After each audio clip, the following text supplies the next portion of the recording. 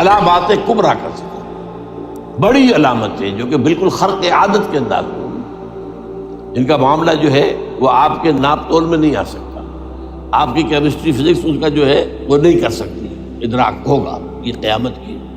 ان میں نمبر ایک کیا ہے؟ ایک بہت بڑا دھواں آئے گا، پوری دنیا کو لپیٹے گا۔ نمبر دو، دجال کا ظہور ہوگا، جو اپنی خدائی کا دعویٰ لے کر آئے گا اور بنوائے گا۔ اس کے ہاتھ میں ہو جائیں گے، قبضے میں ہو جائیں گے سارے ذرائع پیداوار، اس کی طرف بھی پہلا قدم اٹھ چکا ہو، ٹرپس کے نام سے معاہدہ ہو چکا ہے۔ کوئی ملک اپنا بیج پیدا نہیں کر سکتا، یہ بیج ہم نے ڈیولپ کیے ہیں۔ ان کے ڈیولپمنٹ سے پہلے تم ایک ایکڑ سے کتنی گندم لیتے تھے، آج کتنی لے رہے ہیں؟ کس بنا پر؟ جینیٹکس کا جو کام ہم نے کیا ہے اس کی بنا پر ہونا، تو ہمارا حق ہے، اس کی رائلٹی ہمارے پاس آنی چاہیے۔ لہذا صرف ان اداروں سے، ملٹی نیشنل سے خریدا جائے گا بیج، اور بیج بھی وہ دیں گے وہ کہ جس سے جو فصل اگے گی وہ بیج نہیں لا سکتے، وہ بیج کا کام نہیں کر سکتے۔ جیسے آپ کو معلوم ہے کہ آپ کے ہاں جو گوشت کھایا جاتا ہے مرغے کا، تو مرغا وہ جو ہے اس میں مرغا ہو یا مرغی ہو، اس کے اندر کوئی وہ کیفیت ہی نہیں ہے۔ ان کے انڈے جو ہے ان سے آپ بچے حاصل نہیں کر سکتے، ہے تو انڈا، دیکھنے کو تو انڈا ہے، لیکن وہ بنڈا جو ہے اس سے بچہ تو نہیں حاصل کر سکتے۔ ایسے ہی وہ گندم کا بیج دیں گے، نظر آئے گی گندم، لیکن اس کے اندر وہ صلاحیت نہیں ہے کہ اس سے جو فصل اگے گی اس کا نتیجہ جو ہے وہ بھی آپ لے سکتے۔ یہ ہونا ہے، اللہ جانے، قدم اٹھ رہے ہیں ادھر۔ پھر یہ ہے کہ دابۃ الارض، زمین سے ایک حیوان نمودار ہوگا، زمین شق ہوگی۔ ابھی میں کہہ رہا ہوں خرق عادت ہے، یہ چیزیں وہ نہیں ہیں جو ہماری کسی حساب کتاب میں جو باتیں پہلے آئی ہیں وہ تو حساب کتاب میں آ رہی ہیں، ساری سمجھ میں آ رہی ہیں، ساری چیزیں مشاہدہ ان کا ہو رہا ہے۔ لیکن یہ ہے کہ دابۃ الارض، یہ کہتے ہیں کہ کوہ صفا، اس میں تو نہیں ہے حدیث میں، کوہ صفا پھٹے گا اور اس میں سے ایک حیوان دابہ وہ ظاہر ہوگا، جو اسی لیے فرمایا ہے وَإِذَا وَقَعَ الْقَوْلُ عَلَيْهِمْ أَخْرَجْنَا لَهُمْ دَابَّةً مِّنَ الْأَرْضِ تُكَلِّمُهُمْ، تو ہم اندر سے پیٹ کے چیر کر زمین کے پیٹ کو ایک حیوان کو برآمد کریں گے جو انسانوں سے بات کرے گا، گفتگو کرے گا۔ نمبر 4، طلوع الشمس من المغرب، یہ بھی خرق عادت، سورج تو طلوع ہوتا ہے مشرق سے، غروب ہوتا ہے مغرب میں، لیکن اس وقت معاملہ الٹا ہوتا ہے۔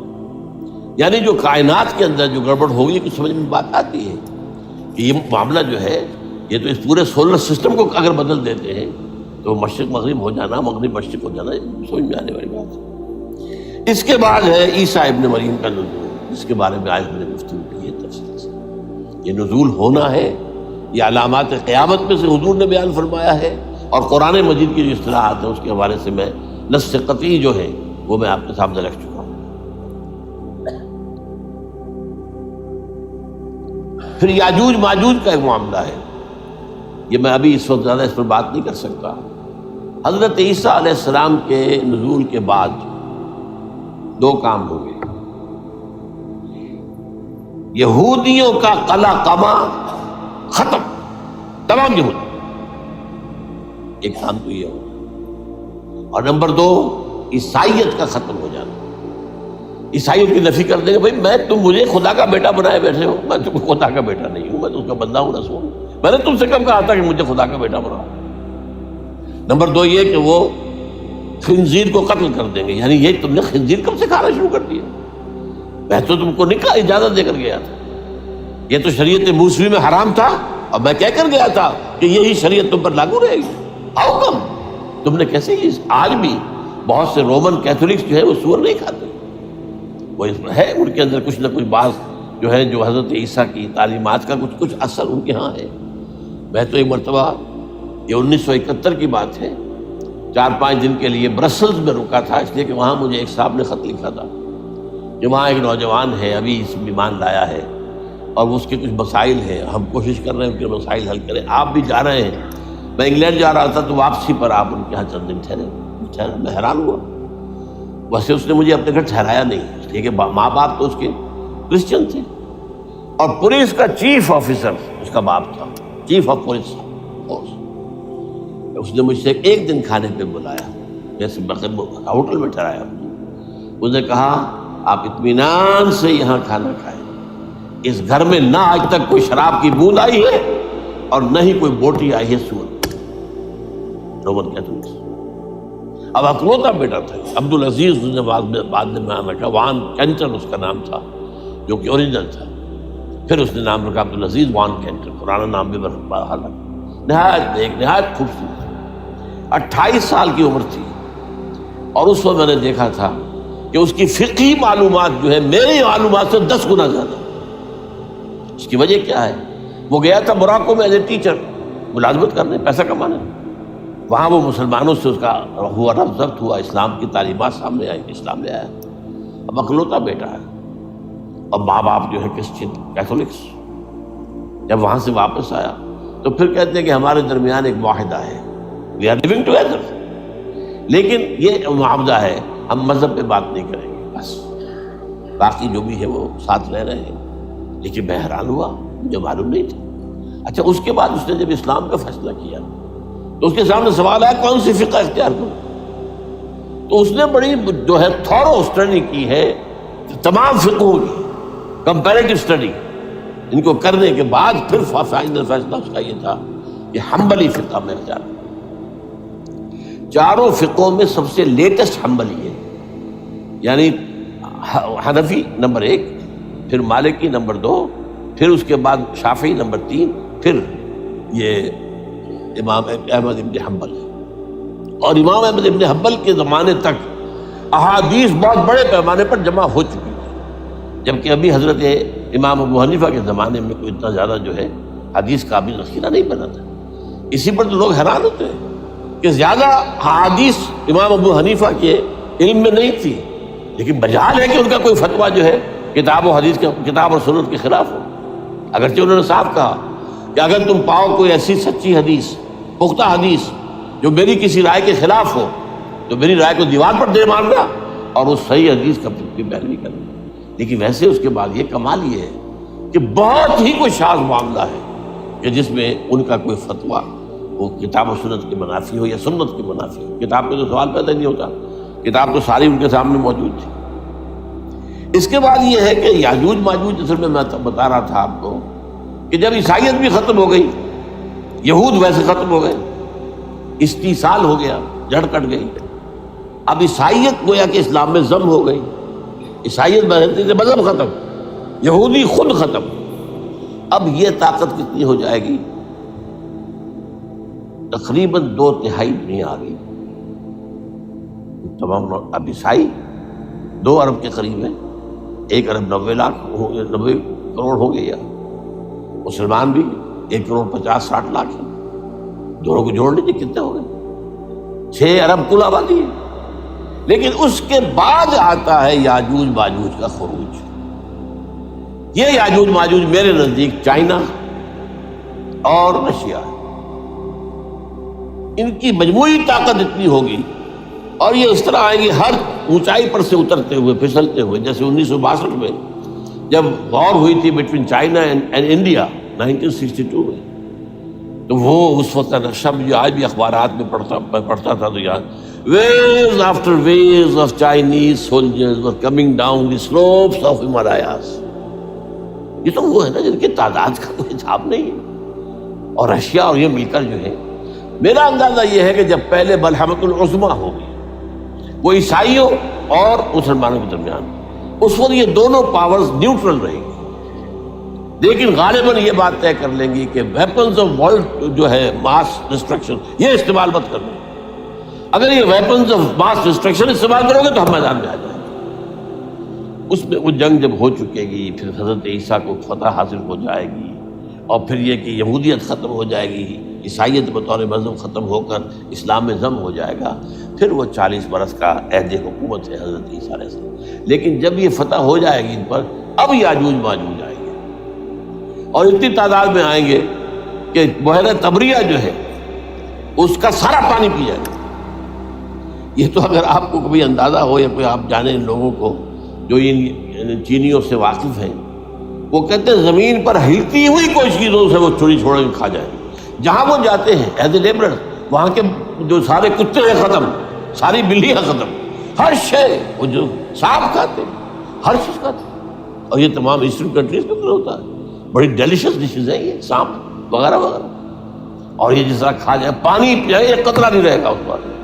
تو پھر جو ہے اللہ تعالیٰ اس وقت جو ہے اس میں ایک ایسی بیماری پیدا کرے گا، یہ سب مر جائے. یہ معجزے سے ہوگا، یعنی ان کے اوپر فتح جو ہے وہ عام لڑائی کے ذریعے سے نہیں ہوگی، بلکہ اس کے اوپر فتح جو ہوگی وہ اللہ تعالیٰ سے معجزہ. ایک بیماری پیدا ہوگی، سب مر جائے. اور اس کے بعد اللہ تعالیٰ ایسے پرندے بھیجے گا بڑی لمبی لمبی گردنوں والے، وہ ان سب کو کھا جائیں گے. جیسے ہمارے ہاں گدھ ہوتے ہیں وہ ان کو صاف کر دیں گے. ورنہ تو یہ ہے کہ پوری دنیا کے اندر جو بدبو اور جو پیدا ہوتا معاملہ اس سے، تو اس نوع انسانی کی بقا ممکن نہیں تھی. ان کے خاتمے کے بعد پھر یہ ہوگا کہ حکومت اسلامی جو ہے پوری دنیا میں حضرت مسیح علیہ السلام کی 45 برس وہ رہیں گے. اسی میں وہ کہلن بھی آ جائے گا، وہ فی المہد و کہلن جو میں نے شروع میں بیان کیا تھا. اسی میں پھر یہ ہے کہ وہ شادی بھی کریں گے، ان کی اولاد بھی ہوگی، اور پھر ان کا انتقال ہوگا تو حضرت حضور صلی اللہ علیہ وسلم کے حجرے میں، وہیں پر جہاں حضور اور ابو بکر اور عمر رضی اللہ تعالیٰ عنہ دفن، وہیں پہ ان کو دفن کیا جائے. اور قیامت کے دن حضور فرماتے ہیں کہ میں اور یہ تینوں ساتھ تھے. تو یہ ہے حالات و واقعات. بہرحال اس میں یہ ہے کہ یہ نوٹ کر لیجئے کہ جہاں تک ہمارے ہاں آج کل کا معاملہ ہے، میرے نزدیک میں یہ کہنے پر مجبور ہوں، جو رفع و نزول مسیح کو نہیں مانتا وہ کم سے کم منکر حدیث ضرور ہے. میں اس سے کم کا فتویٰ نہیں دے سکتا.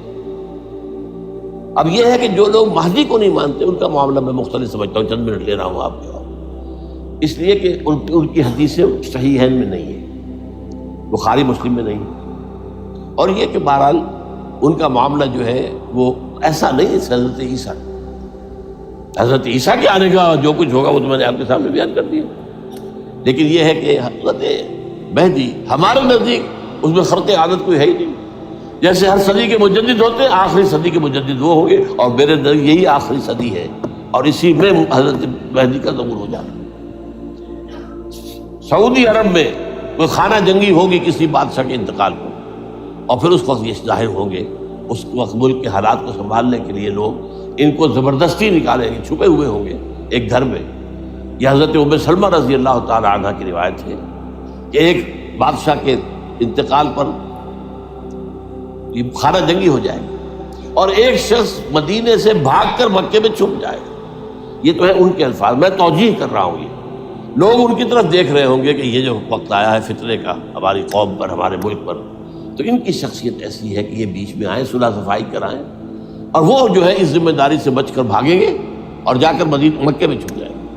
پھر لوگ انہیں تلاش کر کے نکالیں گے اور زبردستی ان کے ہاتھ پر بیعت کریں گے، ورنہ وہ اتنے بڑے منصب کو. اور پھر یہ بھی ہے، ایک حدیث میں آتا ہے یصلحوا فی لیلۃ واحدہ، ایک رات میں ان کی مکمل اصلاح کر دے گا. یعنی اگر کوئی تھوڑا بہت نقص اور عیب ہوا بھی، کوئی کمی کوتاہی ہوئی بھی، تو اللہ تعالیٰ ایک رات میں اصلاح کروا دے گا. لیکن ہمارے نزدیک اس قدر کوئی خرق عادت ہے ہی نہیں.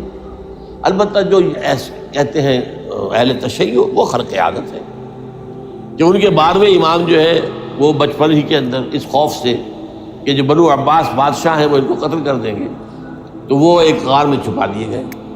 اب وہ 1200 برس سے اس غار کے اندر چھپے ہوئے، اور اس کے بعد وہ ظاہر ہوگی، وہ امام مہدی ہوں گے. اس میں خرق عادت ہے. لیکن میں یہ کہتا ہوں کہ محض خرق عادت کی بنیاد پر ہم اس کی نفی نہیں کریں گے. کیوں؟ کیا ہم یہ نہیں مانتے کہ اصحاب کہف 300 برس تک سوئے رہے؟ یہ کیا عام بات ہے؟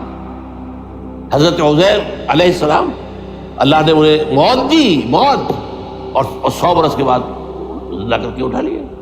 تو خرق عادت حضرت عیسیٰ کو ہم اتنا بڑا خرق عادت مانتے ہیں کہ اٹھا کر آسمان پر، تیسرے آسمان کے اوپر ہے، موجود ہے، اب بھی ہے.